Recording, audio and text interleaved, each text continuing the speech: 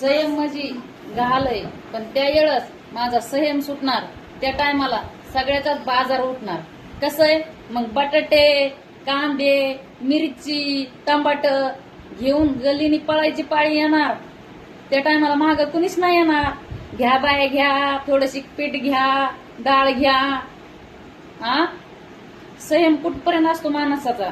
एकदा सहनशक्ती संपली ना तर कुणी कुणाचा विचार करत नाही. मग तेवढं कसं असतं, तेवढं चांगलं राहायचं पण असतं.